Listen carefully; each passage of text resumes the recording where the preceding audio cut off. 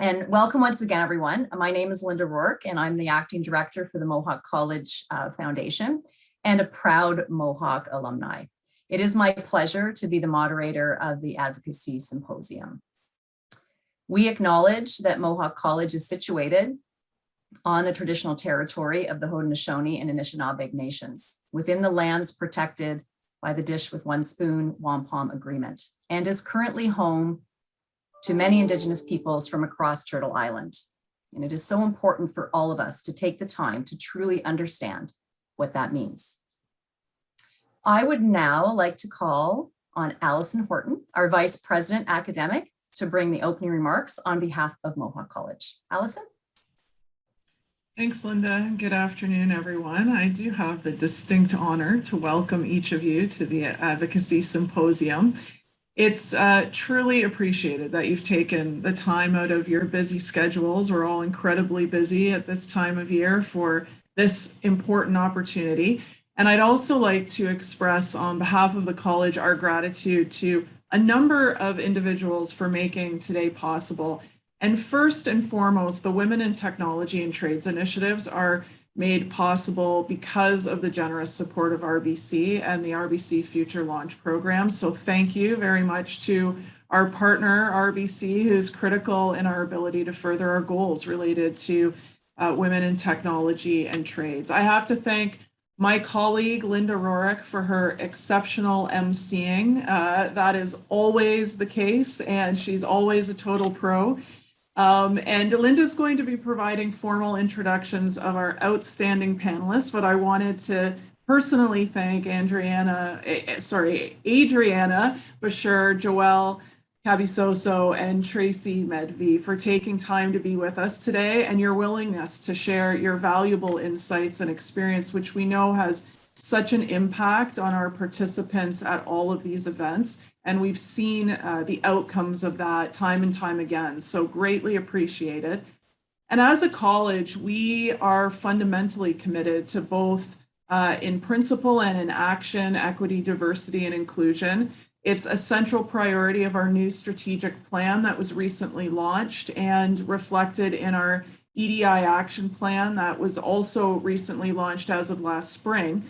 And we are an academic institution, so equity, diversity, and inclusion is foundational to everything we do, from the education that we deliver to how we support our students and to ensuring our workplace is inclusive for our employees, as well as our leadership role in the collaboration we have with industry and our community partners as well.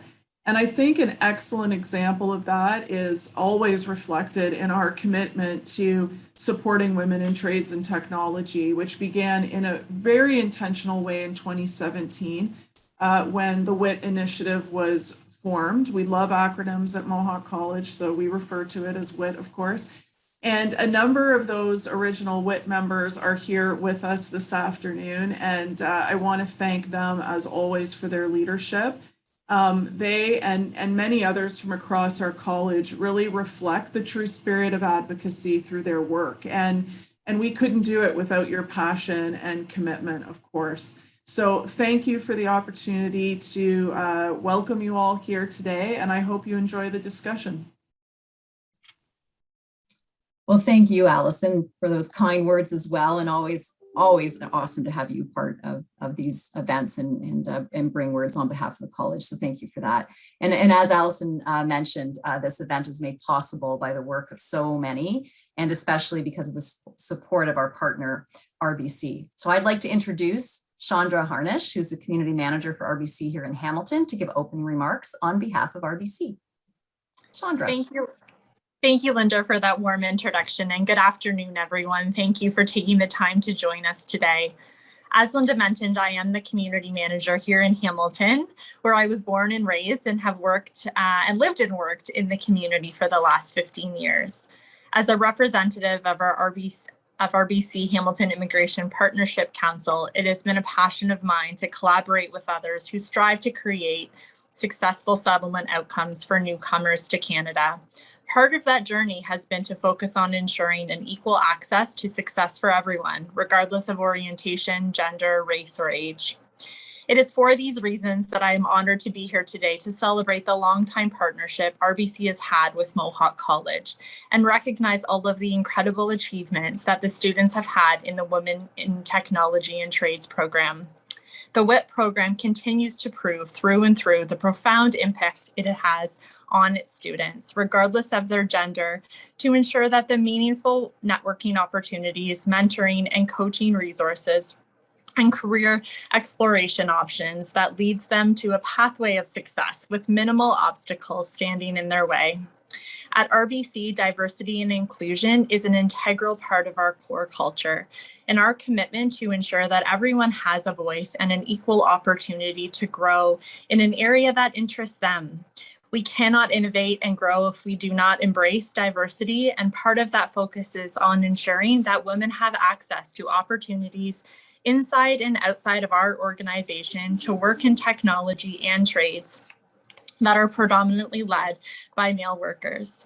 Over the past 19 months, we have observed the tremendous mental health impact many of our clients, staff, and communities have endured during the pandemic.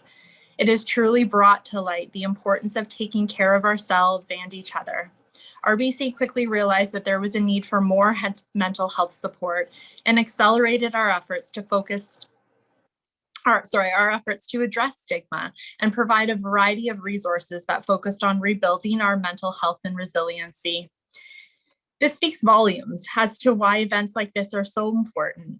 And we want to continue to erase stigma, recognizing how we can be our own advocates and why advocacy of others is so important in today's world. Having access to equal opportunities impacts our mental health tremendously. And that is why our partnership with Mohawk College continues to be such an important partnership for the RBC Foundation. Thank you, and I'll pass it back to you, Linda. Shaundra, thank you for those great words and for everything that RBC is doing to help support us here at Mohawk College. We so appreciate that. So now to introduce our amazing panel. Adrianna Bozur is a project coordinator for the Pre-Apprenticeship program at the YWCA Hamilton. Adrianna graduated from McMaster University in 2011 with an honors BA degree in sociology. She has a passion for empowering women and girls in our community and has worked in several programs that support women in breaking down barriers and shattering glass ceilings. In 2019, she worked on the YWCA Hamilton's Equitable Pathways to Technical Fields and Skilled Trades project, which encouraged young women in high schools throughout Hamilton to explore career pathways in skilled trades and technology. In addition, she was the program coordinator for YWCA Hamilton's pre-apprenticeship program for women. She has worked to connect women entering the trades with mentors and to encourage employers to recognize the benefits and skills women can bring to the trades. Welcome, Adrianna. Joelle. Thank you so much, Linda. Yeah, thank you. Next, we have Joelle Kabisoso, and she is the founder and executive director of the Sisters in Sync. Joelle is an award-winning community engagement coordinator, workshop facilitator, and social entrepreneur. Joelle holds a BA in human ecology and a specialization in family studies from Brescia University College and has a family mediation certification from York University. She is the founder and executive director of Sisters in Sync, a nonprofit with a mission to bridge the gap between the lived experience of Black trauma survivors. She is an advocate for equitable access to resources for marginalized individuals and is a firm believer that sharing one's journey is key to promoting social change and fostering a sense of community. Welcome, Joelle. Thank you. And Tracy Medve. And there are the dogs. So I'm just going to keep talking, Tracy. I'll just keep my voice raising as the dogs bark a little louder. All right, and there's no one home to stop them. So Tracy is the president and CEO of KF Aerospace. Since 1985, Tracy has held various senior airline management positions at Norcan Air, Time Air, Canadian Partner, and Canadian Regional Airlines.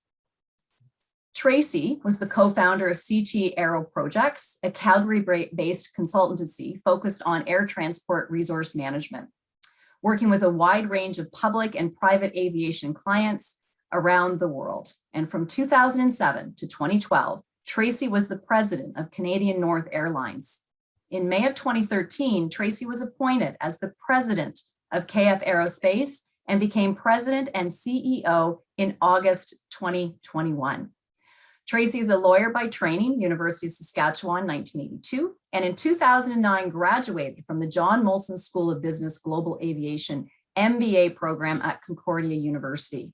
She is also the 2007 recipient of the John Molson School of Business MBA scholarship and was inducted as a member of the Beta Gamma Sigma Honor Society in 2009.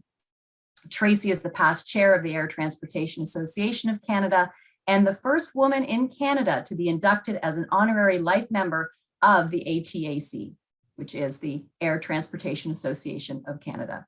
She also sat as director of the Canadian Association of Defence and Security Industries, CADSI, and was a member of the University of British Columbia Okanagan External Advisory Board. Since 2003, she has served as a part-time member of the Transportation Appeal Tribunal of Canada. And Tracy is the current chair of the Fortis BC Board of Directors.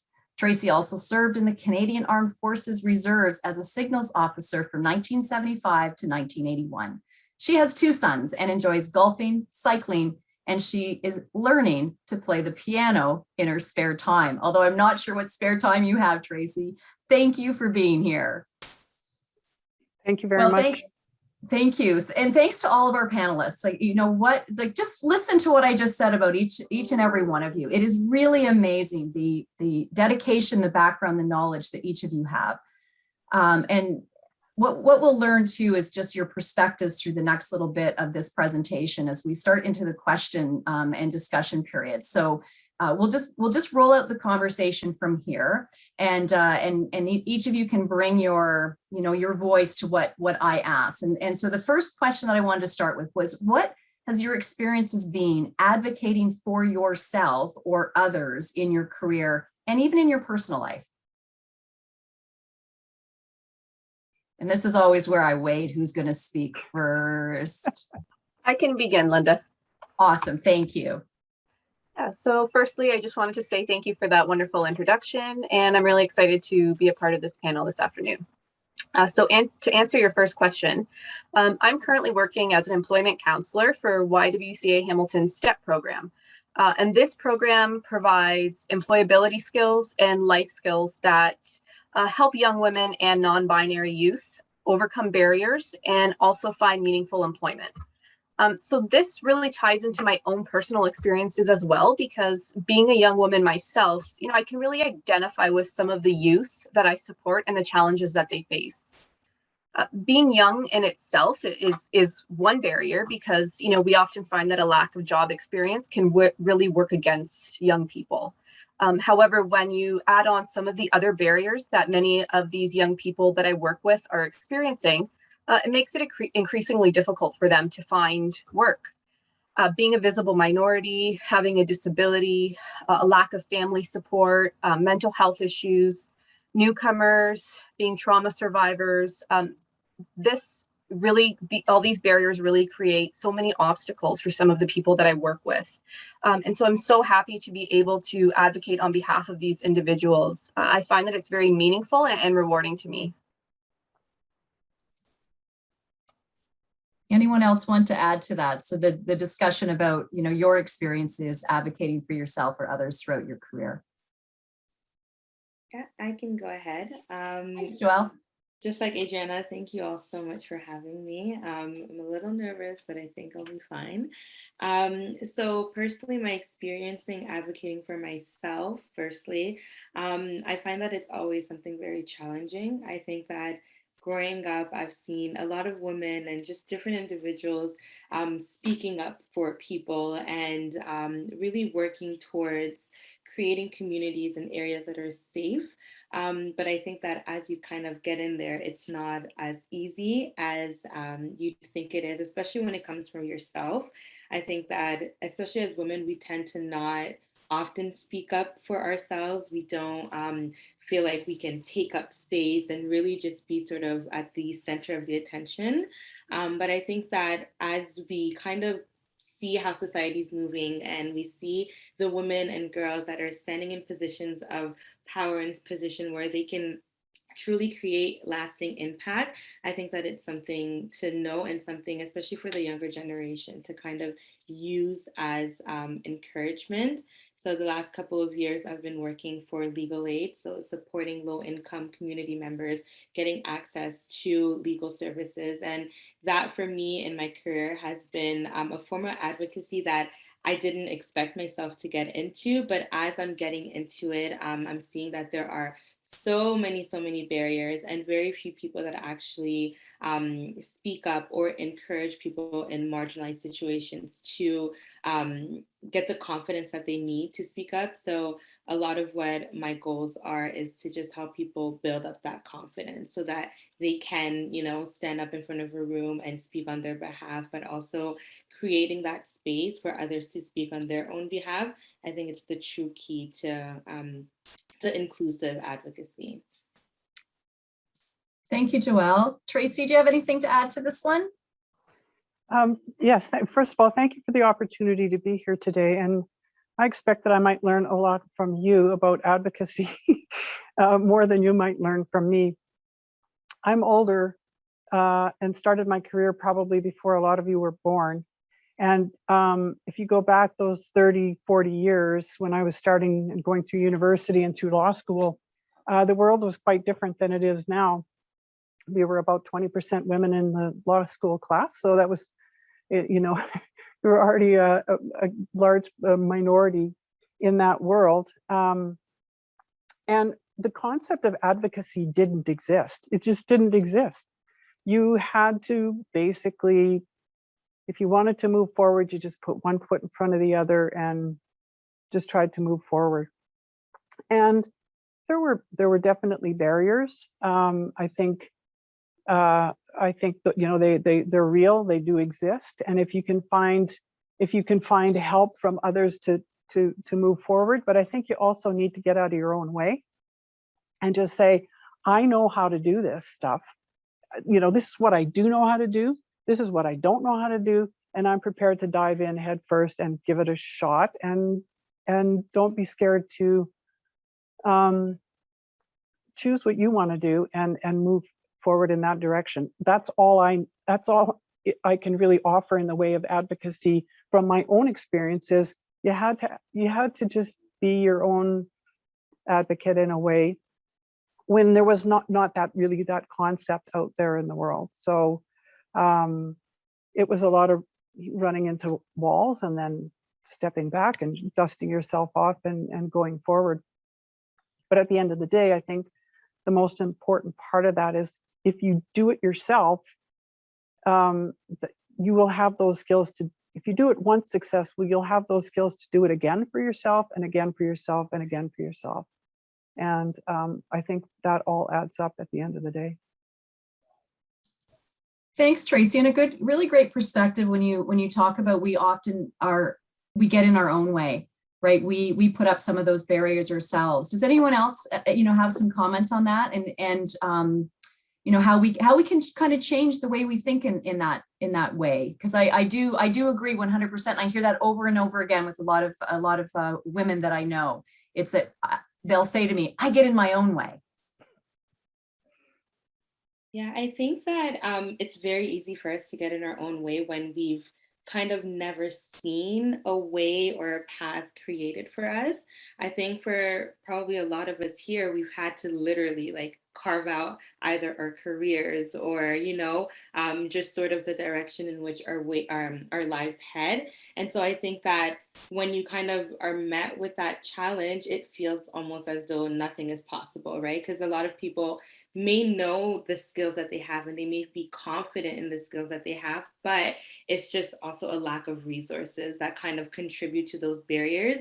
So then rather than facilitating sort of the path for somebody, we're making it harder for themselves because already one, you can't see sort of the end, the light at the end of the tunnel. And then two, no one's actually, giving you a flashlight or a shovel or things that you actually need to be able to go for it. So I think it kind of plays in part where we can be the ones that stand in our own way, but it's not because we just wake up one day and say, oh, I'm going to stand in my own way, you know? So yeah. Did you want to add anything to that, Adrianna? Yeah, for sure. I definitely have to agree with that. I find that a lot of the women that I work with, especially when you first meet them, they often say things like, you know, I don't think I'm really good at that, and I don't really have a lot of skills in this area. And I'll just let you know right now, you know, I'm not, you know, I have a lot of anxieties about this because I don't think I'm so good at that. And then, you know, you document all those things, but as you start working with them, it's like, no, you actually are really great at that. And you do have those skills. It's just that ability for them to recognize it and to develop that confidence. And then those skills kind of, they shine through. So I think that definitely speaks to that whole getting in your own way. And sometimes it just takes somebody else to tell you, you know, you can do it. And so I think that's really important to have people to advocate on behalf of those people and kind of empower them to be able to advocate for themselves moving forward. And what about, you know, what you've needed to do, like how you've had to change how you advocate for yourself compared to what you've witnessed with your male counterparts? For me, I had to stop being polite. I had to stop kind of being like, oh, can you please? And just taking more of a authoritative style, like being very straightforward with what I want. I think when you allow people the space to kind of interpret what it is that you're asking, or to, you know, decide what's best for you, it really, it's discouraging, and it doesn't produce any real tangible skills or experience. So for me, it's been a lot of letting go of politeness. I mean, I'm not coming in from a rude place and just being mean, but hey, if I have to, I have to. But it's really just knowing that in the male world, they don't play fair and they don't play nice all the time. And so I might as well just meet them where they're at, essentially. Any more perspective on that one? Yeah, I really agree with what Joelle said. I think that it's a big part of it is really being assertive and having that confidence, developing that confidence. And in my work with women, helping women get into the skilled trades, we know that those jobs are dominated by men. And so, you know, you really have to advocate for them and encourage them to have that sense of confidence and assertiveness. And I feel like it is definitely difficult at first, but my experience is that I've always had really positive outcomes with women being able to say, yeah, you know what, you're right. I am going to go in there. I am going to be more assertive and, you know, speak my mind and say what I want. So it's really important. I think, you know, the assertiveness thing is interesting and I don't disagree with it, but some people just aren't that way so much. And it's a foreign space for them to occupy. So another way that I found is to find a way to let people get your way.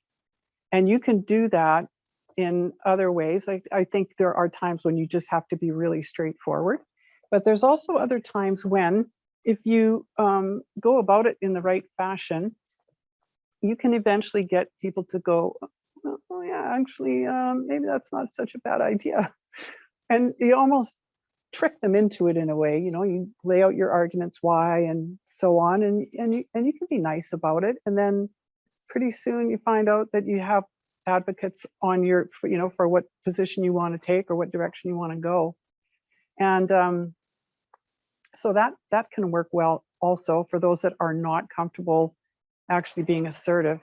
And I also recommend speaking with a deeper voice if people are not listening to you, and I'm not even kidding about that. Just talk deeper, because suddenly it's like you could say the same, a woman could say, you know, 5 words, and guys in the room sometimes don't listen to that. If you say it in a deeper voice, or if one of the guys says exactly that, it's like, oh, well, that's a great idea. No, I just said that, you guys weren't listening. So I don't want to sound goofy about that, but it's sometimes you just have to sort of do that. And it's worked. Try it sometimes. Just try it sometimes and see if I'm wrong. I like that. I mean, it's interesting, you know, when you bring something like that forward and people are like, what? Like, you know, do that. But you have to learn, I think, to adapt and figure out ways to move forward and what works, because it works differently with different people too, you know, and whether you are assertive or whether you just sort of work it and eventually bring them on board, as you just mentioned there, Tracy, with your idea. We talked a little bit about some of the barriers, but do you have specific barriers that constantly come up that you've been faced while you've been on your journey advocating for yourself? And Tracy, I don't know if we can start with you, in the sense that I know you talked about not necessarily advocating for yourself, but you would just hit that wall and you'd bounce back and then you'd go at it again. What are some of the biggest barriers been for you during your career? You know, when I graduated from law school and started in the aviation business, I was back in 1985. I was young, I was in my 20s. And I think the fact that I was that young of a woman, trying to, and I started my first job as an in-house counsel for Norcan Air. And I think the fact that I had a law degree gave me a little bit of a leg up. Like, people go, oh, okay, well, she's got a law degree, I guess, might listen to her for a minute. But and honestly, I really didn't know anything at that point. I just didn't know anything, but I got a little bit of credibility from having that education. So I think that's important, but I think you need that anyway. I don't care what gender, who you are. Having a good education is always helpful. So yeah, it was really not about a lot of people not thinking that you have any credibility because you're young and what would you possibly know about anything.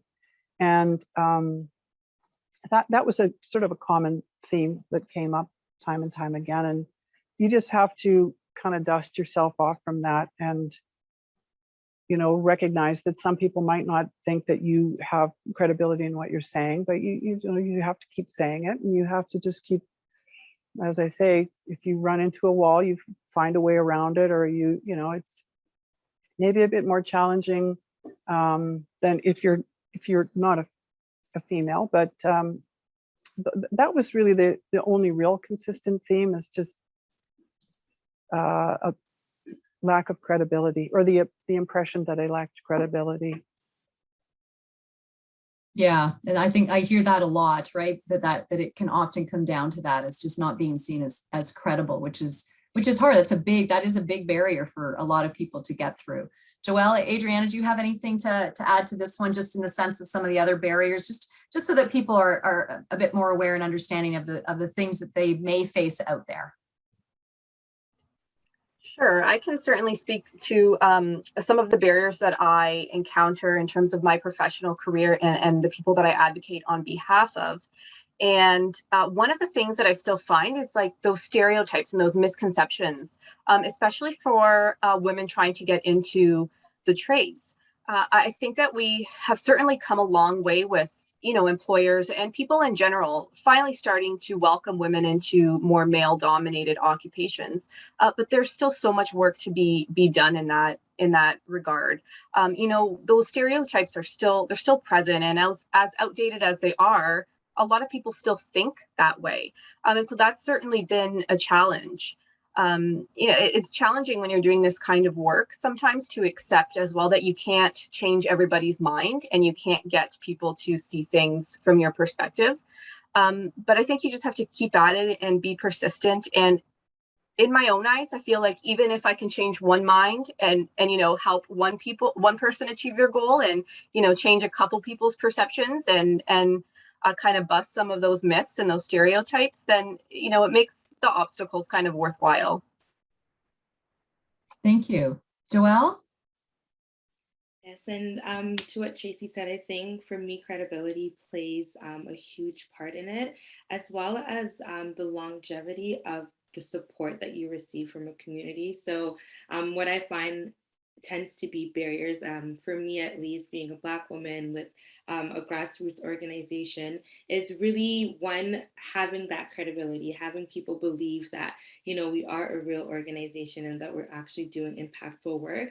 I think when you don't have the track record, or you don't have the capital that some more established charities or organization has, it tends to kind of play into your psyche a little bit, making you feel like what you're doing isn't actually needed work, and isn't anything that anybody fully supports. And then the longevity of support also goes where I find that a huge barrier is when there's sort of like waves of movements happening, as we saw last summer with George Floyd situation. It feels like things kind of happen at once, and there's like a height, and then after that, it kind of dies down. And I think that's a barrier that a lot of grassroots organization, Black-led or not, do face, is the fact that sometimes it does feel as though it's just sort of like a movement of right now to show face and to say that we're listening and we're learning whatever they say. And then it kind of goes back to, well, now you have to fend for yourself. So I think once we can really put together, how can we make some partnerships and relationships long lasting, as well as build on the credibility of smaller organization, it allows us to, one, advocate for ourselves, right? And also do so on behalf of others who may not, you know, have the courage. Like, I don't mind being rejected multiple times, but there's some people who just can't handle that. So when we kind of show people that, listen, we had to fight to build credibility, we had to, you know, really work hard to get these partnerships, and you can too, but not just saying it, but actually providing them with the resources. Because of course, we all know resources are very limited and people tend to hoard them. So I think that when we kind of move away from that mentality and really look at things at the long-term perspective rather than just showing face, it helps on both ends. So how do you know that you've reached your goal through the advocacy that you've been doing? Do you have benchmarks? Is there ways to really go, okay, like I've hit what I wanted to, I've done what I wanted to do here? Any perspective on that?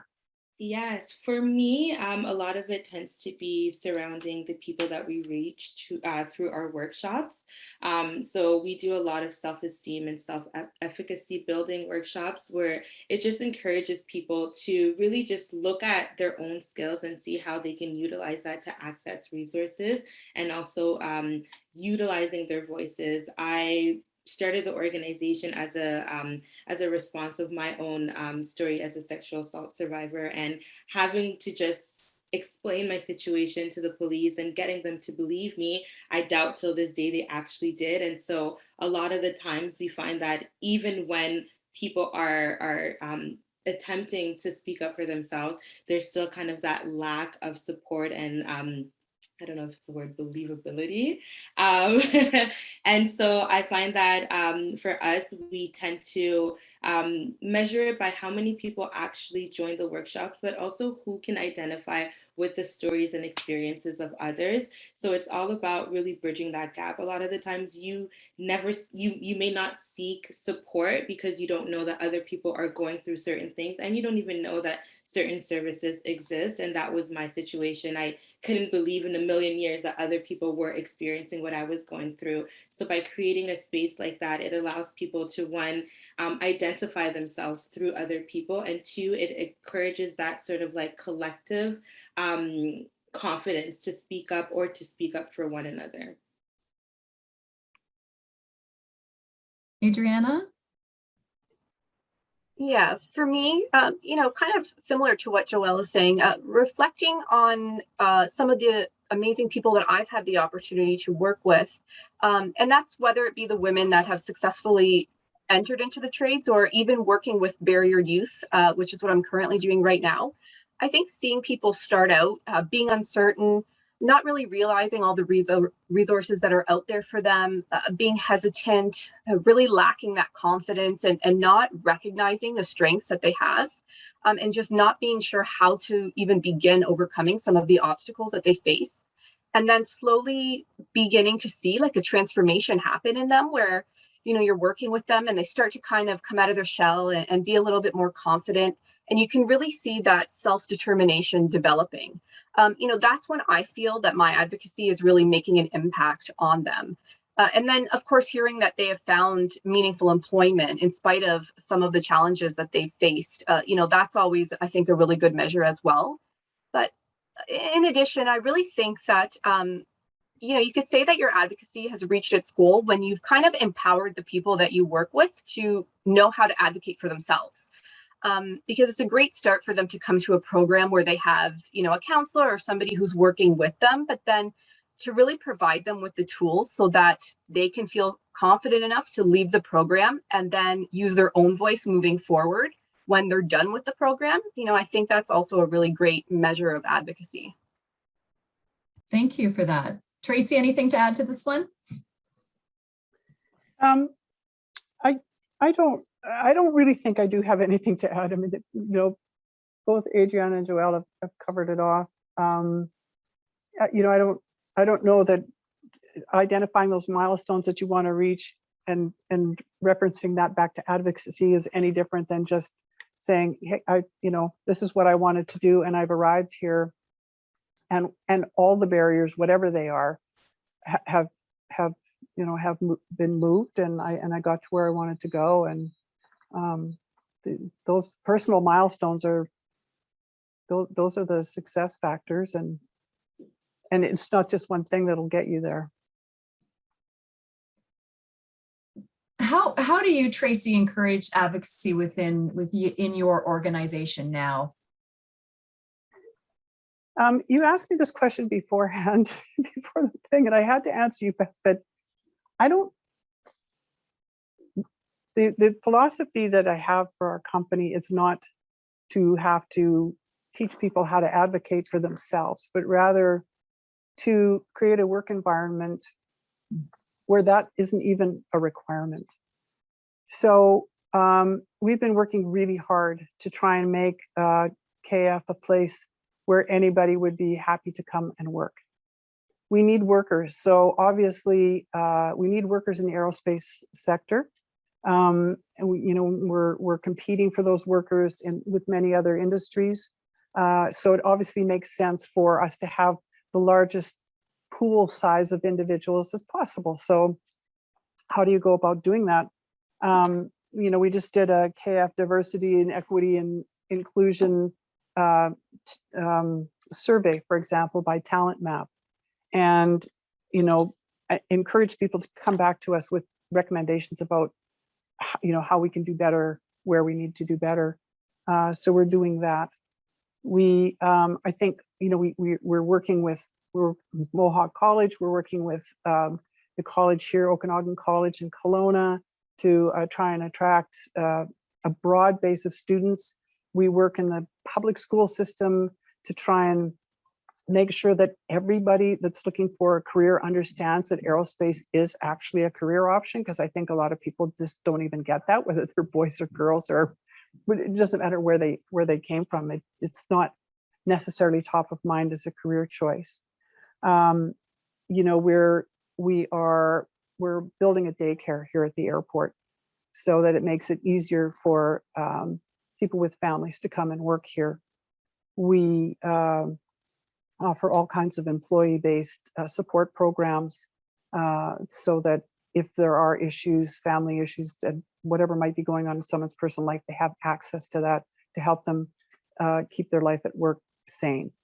And we're turning out some really great technicians, because that's the hardest side of the job, to get people in. And we just got a report from one of our young structures techs who said that she's at a AME conference in Toronto, and her team, her team, to get her and some other women on the team came in first, and she was the top person in the structures competition of the whole thing.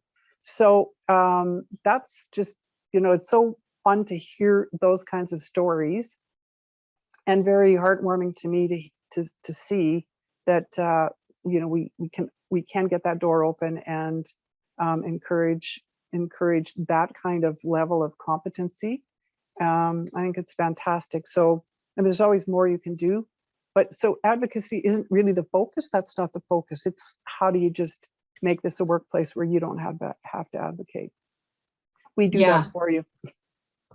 I love that. I mean, and that's something we should all be working towards, right? Is just having that solid work environment for everyone to be a part of.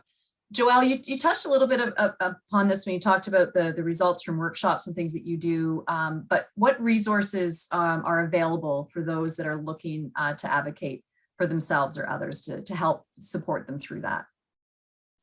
So I think one of the main resources is your own experience. I think if somebody is able to kind of sit down and look at where they've been and where they are and where they intend on going, that for me personally tends to be how I get the courage and the motivation to actually access the resources. When I know that things are available and I know where I've been and where I don't want to go back, I kind of have sort of a more autonomy to want to utilize spaces.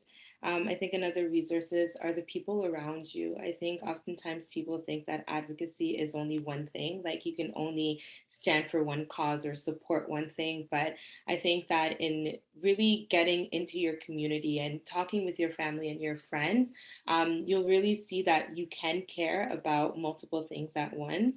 And oftentimes it doesn't have to be on a huge scale. Like you don't have to be leading, marches with thousands of people. It can simply be helping a friend or speaking on behalf of somebody at school or even at work. And just like Tracy said, maybe creating workspaces that are mindful of people's different lived experiences and their needs. And then, of course, the internet.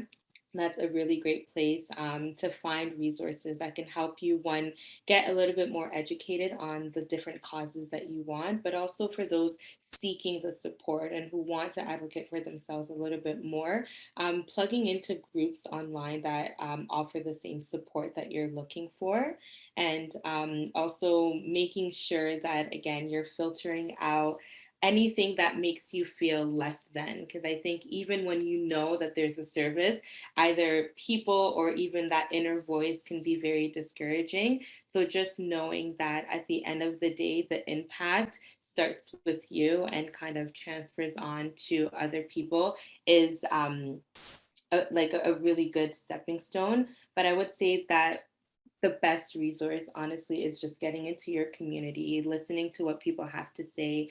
I saw something that said that people aren't really voiceless. They're just not really given the opportunity to use their voice. And so I think when we stop considering people as not having a voice rather than saying we just haven't created the platform for them to use the voice, it really changes the narrative and the understanding of what advocacy is.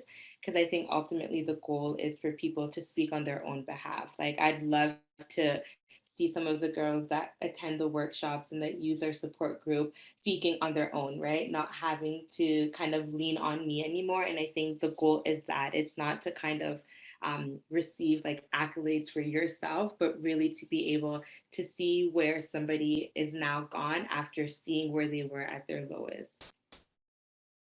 Thank you. And Adrianna, do you have anything more to add regarding the experiences that you've had with supporting advocacy? Yes, for sure. So in my current role, as well as in some of my past roles, I've worked with a lot of barriered individuals who I often find they require advocacy at more of an intersectional level.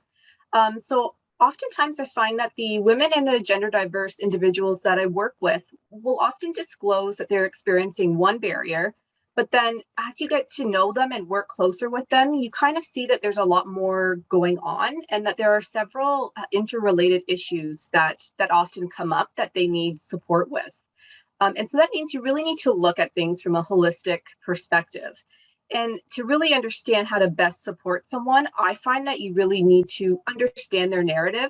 And one of the key things I find to be really helpful with that is to build that rapport with the people that you're working with so that you can, really figure out how to best help them and overcome some of those obstacles that they're facing. And a lot of the obstacles, it's often like a domino effect. They'll tell you one thing and then you see how that one thing has affected something else in their life. And that's oftentimes how I find it goes when you're working with someone. So yeah, you really need to build that rapport and understand where they're coming from in their narrative, and whether it be mental health issues or addictions or disabilities or many of the other challenges that they face. You really need to look at it from that holistic perspective so that you can find out what the starting point is to help them. And what about advice that you can give to students or recent grads, as they launch and move forward in their careers or within their education? Do you have some advice that you can give to them? For sure. I think when people hear the word advocacy, they often really think of people who do advocacy work in a professional capacity. But in reality, I think there's so many ways to self-advocate, and it's so much more than that. I think it's a practice that everyone can really engage in, and there's so many different ways of doing it. And, I know Joelle touched on some of those ones about using online resources and social media as well. Like, that's such a powerful tool. And I've heard of so many women connecting with, mentors and other people that have the same goals as them, or who have actually gotten to overcome the same obstacles that they're experiencing, and so they can connect that way. And so that's so important. And also just I would say do your research, find out what resources are available out there and what programs are out there that can help you. I think a lot of people don't even know what's out there to help them, and oftentimes it takes that first step to connect with that one program that then connects you with another resource and another program, and it just gets better from there. So really look at what's available to you. Thank you. Anyone else want to add to that? Tracy, thanks.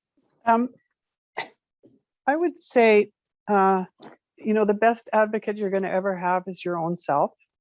And I really do want to encourage people to have a lot of faith in that resource, because the community does provide so many more options now than 40 years ago. We didn't have the internet back then. Remember, none of you would have even grown up in a world that didn't have the internet. We didn't have the internet, right? God.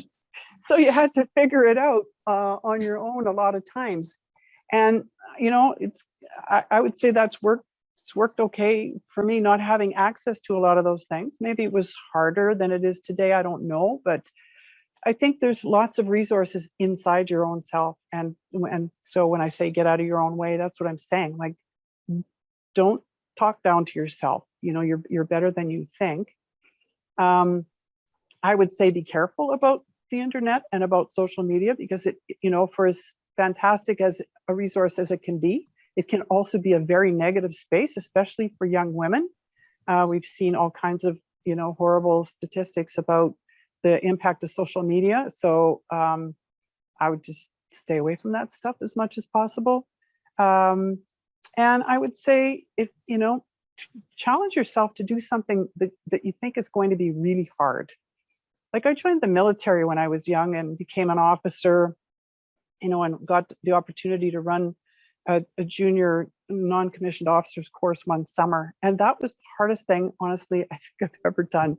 I was in my 20s again, and it just put me into a space that was really strange, that I didn't really have a lot of experience with, and just caused me to have to do a whole bunch of things that I had no idea I knew how to do.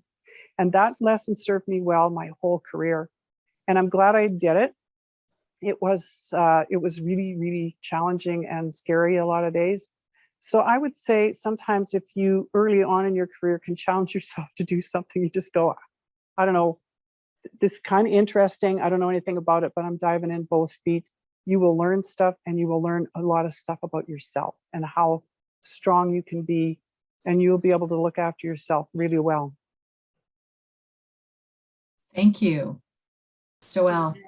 And I echo that a lot, Tracy. I think the first step is taking that time to do some self-discovery, self-exploration, really just figuring out, the things that matter the most to you. I think sometimes we also tend to overcomplicate things and we overthink things. And I think when we can just take that moment to pause, especially as a new graduate, like, I'm regretful. I didn't get the time to pause. I kind of just like graduated and went to straight to work. And now I'm like, oh, I'm finally, discovering myself, the things that matter the most. So I think if you can take that time to really explore different causes, right? Again, you're not forced to stay involved in one cause forever, and you're not also going to be looked down upon if you change causes. And I think that's probably one of the things that gets people a little nervous or scared to advocate for themselves or certain things, is feeling like you have to remain in a certain box.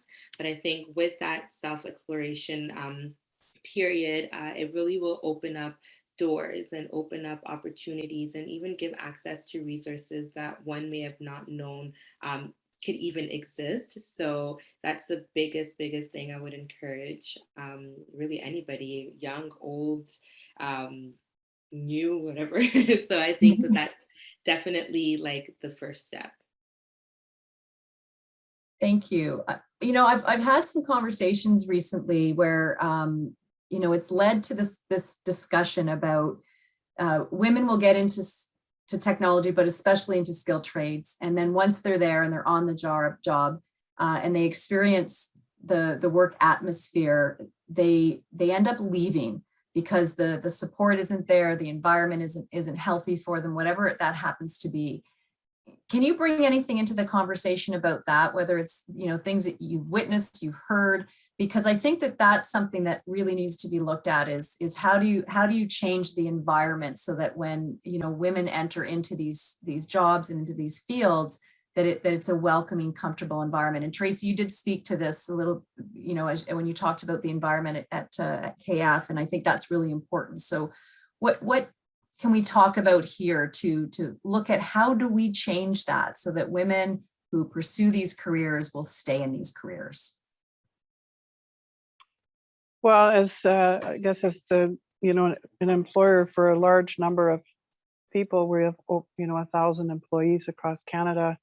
I think it's incumbent upon us as an employer, particularly if we want to have really well-skilled people, to try and create that environment so that when someone does come here, regardless of their background and all those things, it's a place that they find that where they're not running into those kinds of barriers, and that if they are, or if there's things that we as an employer haven't really thought of or haven't fleshed out well enough, that you also create an environment amongst your managers and your supervisors and your leads to say, you have, it's incumbent upon you to create an environment where if someone comes to you with an issue, you deal with that in an appropriate way, and you make the possibility that someone might actually come to you with a suggestion or a complaint about something,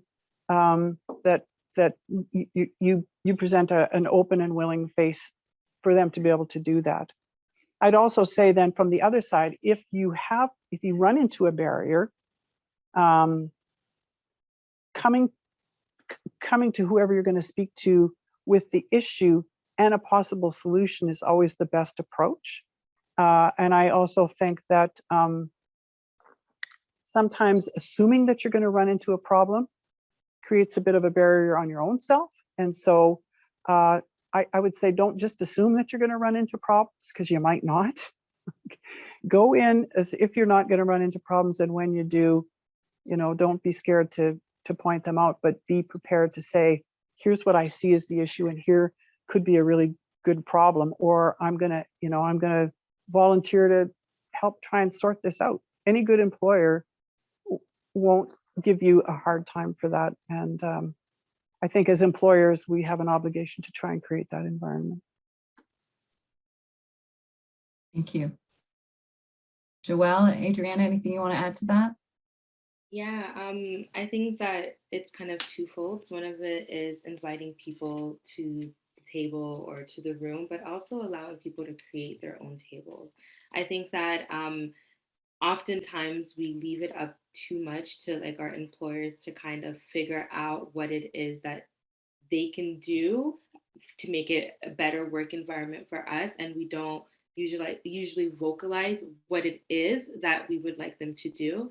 So I think if people can be invited more in sort of like decision-making processes, that will greatly impact the environment that's being created, but also allowing maybe subcommittees to be formed and allowing people to lead certain discussions so that way they could be at the forefront of what matters the most. I know I always come into the issue of, having male leaders that decide on like maternity leave stuff and that, don't kind of have an understanding of the certain things that women go through, but yet somehow they are at the center of the policies or the programs that are available. So kind of shifting that, allowing for people with those lived experiences. And like Adrianna mentioned earlier, is just really applying that intersectional perspective so that we're able to really see the lived experiences and the different intersecting identities and aspects of someone's lives.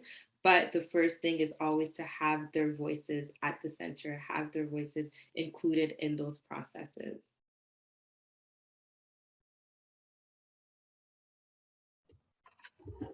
Yeah, and if I can include, I totally agree with that. A big part of it is on the part of the employer to really, kind of make sure that they're setting the bar high in terms of standards of what's expected and having those policies in place that really foster an inclusive workplace, so that, you can try to eliminate or at least try to decrease the chances that some of those situations will arise. But I think, thinking or imagining being a woman in a workplace and being the only woman on that, on that job site or whatever the situation may be, I think it's really important at that point for women to kind of reach out and have that mentor in their life that can kind of share in the experiences and how, there are so many amazing women in the trades that are open to being that mentor for women that are just starting out.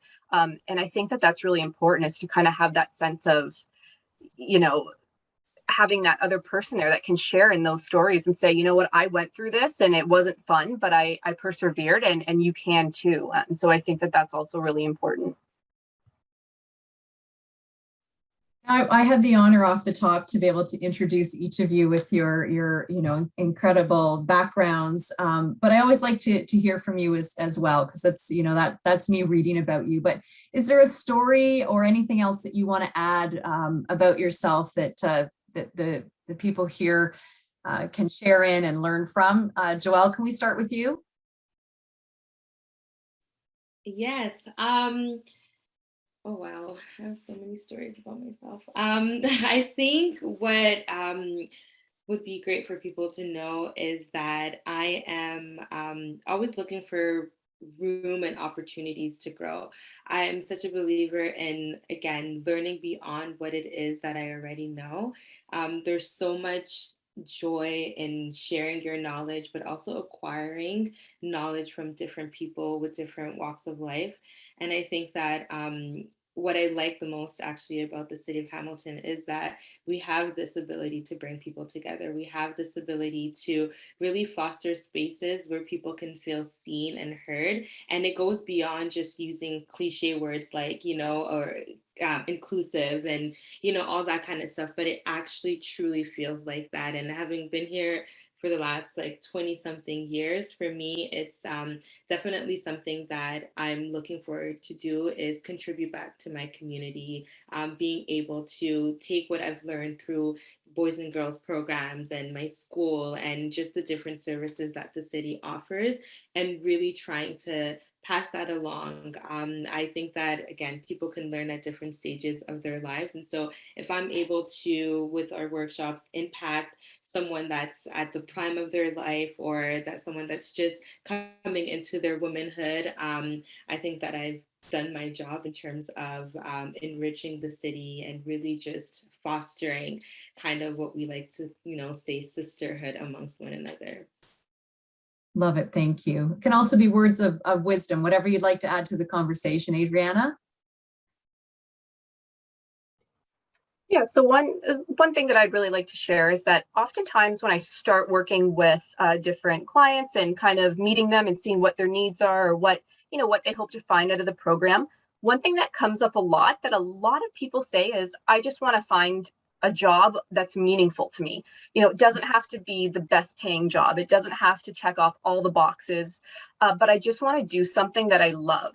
And, you know, it just comes up so often. It came up with the women in trades. It comes up with the youth, that's just like a common goal that a lot of people have, is just to find something that they can come home at the end of the day and say, I feel like I made a difference and I enjoy what I do. And so I think it's kind of ironic because that has, you know, I found what I enjoy doing just by helping them find what they enjoy doing. And so that's been so meaningful to me and in this whole journey.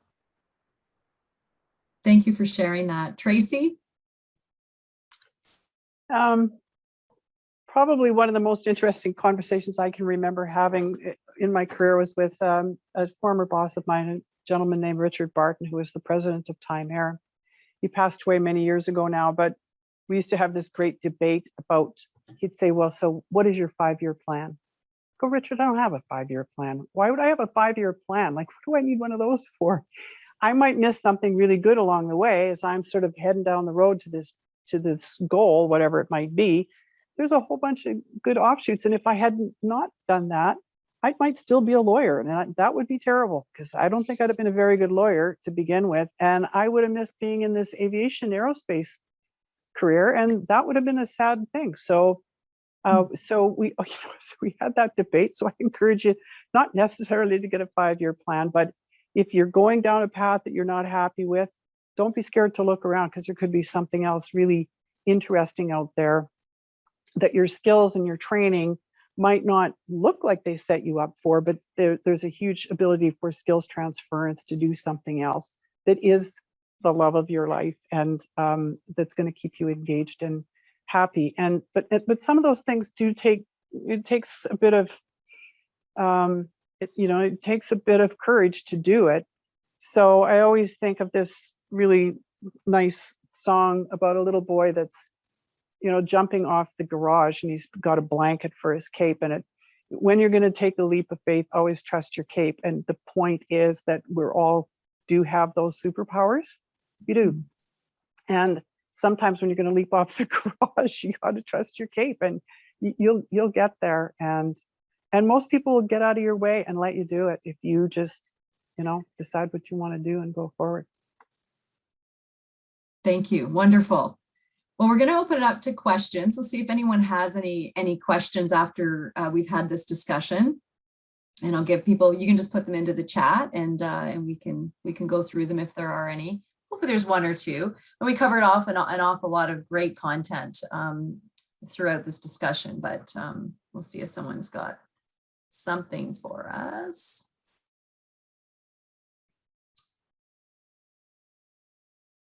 I think this is the quiet, those quiet moments that Rebecca was talking about at the start, where we were, waiting to see if anyone's going to say anything or pose a question. We're quiet as we wait. And you can ask it too if you want. You can turn on your microphones and ask any questions that you'd like, or even a comment. Like if you've got a comment or perspective as well. Like I think that's how we all learn, is sharing our ideas and sharing our life experiences. So we need like the Jeopardy music or something. Do, do, do, do, do, do, do, do, do, do. Rebecca, you have your hand up. Thank you. What is your question? Well, I figured that's the new natural way to bridge that awkwardness, right? Is put your hand up like in a class. That's right. I would just like to say thank you, everybody. This was excellent. It was insightful. Our panel was fantastic because there were some different opinions. Wasn't all the same. All three of you have approached your careers and the advice that you're giving from different perspectives. And I think that's also indicative of the whole environment of equity, diversity, and inclusion. We have many different stakeholders coming from many different places. And what I find is so fascinating is that the one common thread is that everybody wants to help people succeed. For some people, it's easier to get there. For some companies, it's easier to get there. Tracy, it sounds like you've done a fabulous job at KF creating that environment. The employer piece is so critical, and as part of our Women in Tech and Trades group, we see that all the time. The encouraging part is we are seeing employers approaching us, looking for ways to partner so that we can all work towards making this a much more equitable playing field, let's say. I recall, Adrianna, from early on with the YWCA Hamilton, you guys actually did a really good job in putting a package together for employers on how to make a difference in your, first of all, how to attract the talent and how to retain the talent. That is something that was extremely helpful. And if that still exists and if there's a link to it, please don't hesitate in sharing it because we can actually share it with everybody here. I guess so first of all, it's a thank you. Fantastic conversation and dialogue and the differing opinions. I guess the one piece again that Linda has already asked is that advice piece. And you guys have all given some really good advice for people. If there was anything else that you'd like to add that might be a little different, let's say to talk directly to our students that maybe are not quite in the workplace. If there is anything that they could do while they're currently in their studies that could help them start on this journey of either advocating, or Tracy, I loved what you said about creating the environment that you don't need to advocate. Any advice to actually to a student perspective, I think that's what I'd be asking for right now. Yeah, thanks, Rebecca. And I see another question pretty much along the same line, that is, what can we do for students in college to make barriers easier to overcome?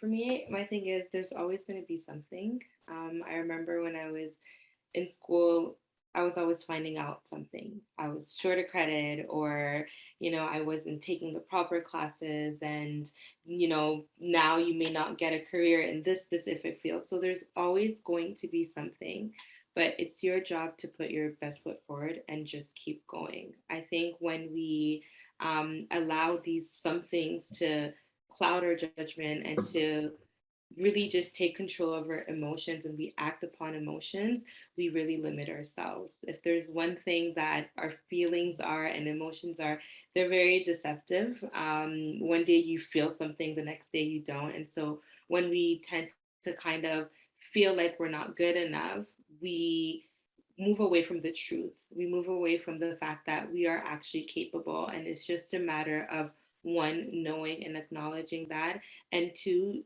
just keep going. Like, it sounds very cliche, but you just have to keep going and keep trying. And for some people, the resources kind of just fall onto their laps, and others you might have to do a little bit more work, but the work is not for nothing.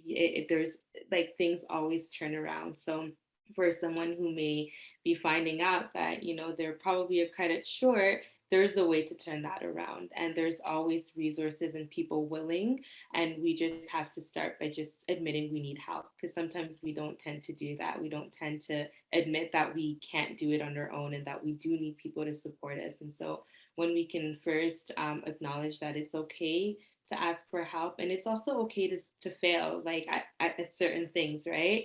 If we don't fail, we never really learn valuable life lessons. So just acknowledging that all of those things make up who you are and really create the journey for you greatly affects the way that you view things, and also kind of contributes to lifting those barriers. But there's always going to be something. Yeah, I would say. Sorry, go ahead, Tracy. Go ahead. Oh, sorry. I was just going to agree with what Joelle said. You are your own best caretaker. And it's ultimately advocacy and all those things are lovely, but you still have the responsibility for looking after your own self. And asking for help when you think you need it, there's absolutely nothing wrong with that. But the responsibility for your move forward still lands at your own feet. So you have to bear that in mind. It's not someone else's responsibility. But if you accept responsibility for that, for your movement forward in your life, no matter what you're doing, but sometimes you do need help, or you need someone to give you some guidance, that's okay. But it still goes back to you at the end of the day. there's nobody else that's responsible for you. So that's all I had to say. Great point. Yes. Adrianna?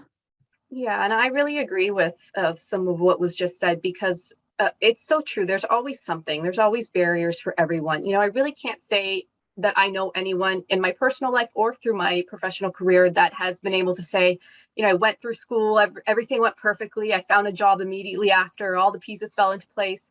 Realistically, that's really not anyone's story. And often, of course, some people experience more barriers than others, but there's always going to be something that comes up. There are always challenges. But I think the key thing to remember is really not to let those barriers or challenges define you.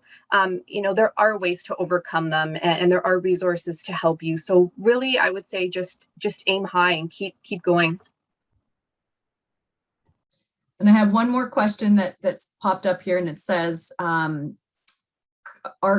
you think current equity projects are having a meaningful impact at turning the dial?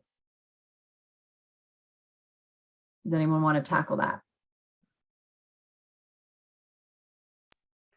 I'm not sure what the term equity projects really means, but I'm going to assume that the question is based on the fact that you've got, our government has been telling us for a long time we need to be more equitable. And I'm talking about this from an employer's perspective now. That we have to pay people equitably and we have to treat people equitably and all those things. Then you've got, a focus that's come from social media. Really, social media can be a good thing, and it will shine a light on problems that then prompts people to have conversations they might not otherwise have had, and to take action against people that might not otherwise have been called to task for the way they've behaved. And I'm thinking of, the whole Me Too movement, and more recently, like what's going on in the Canadian military. That there's some what seems to be some pretty shameful behavior there. And I think we do need to keep focus on those things, because if that's accurate information about that behavior, that's not right, and it needs to get fixed. And I think if we don't talk about it, and if it's not in the public sphere, then it will never get resolved as a society. So I do think it's every little bit is helping to move us forward. Would be my perspective on it. Thank you. Joelle? Yeah, I would say that it's definitely a work in progress. I think that many places have yet to fully reach a space where equity and inclusion isn't kind of linked to tokenism in a sense. And so I think that there's definitely a lot more work to do. And I think with all the different movements that are happening, there's bound to be some long-term changes, things, again, that just move beyond a certain period in time in a certain wave. But it's okay. Like I have my reservations with a lot of what goes into equity and inclusion, but I would say that for the most part, the effort is there. And again, like I said before, now it's just a matter of bringing the people that have those experiences on board for the long term.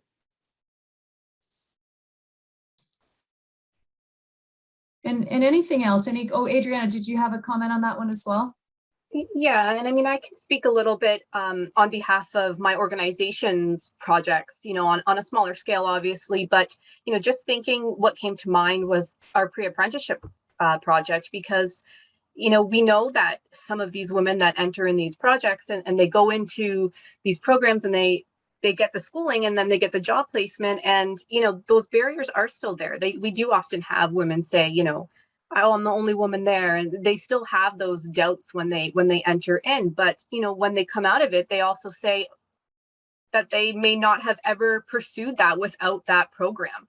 So even though, and on a small scale, it seems like a small program, and the bigger midst of things, but even if it helped a couple women get in it and achieve their goal and achieve their dream, and maybe they would not have done that otherwise. So a lot of those programs, even though they seem small, they are very impactful.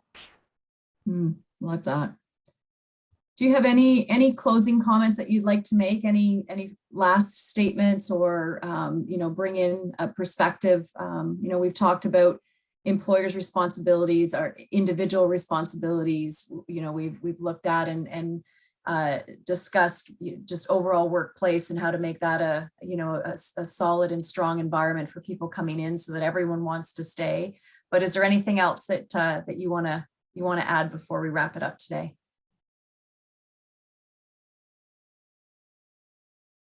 I think you've asked some good questions, and I think we've covered off a broad array of suggestions. But just to sum it up, is don't be scared to go forward and do what you want to do, and most of the rest of the world will get out of your way if you do that. So that's my closing comments, and thank you for the opportunity to participate today.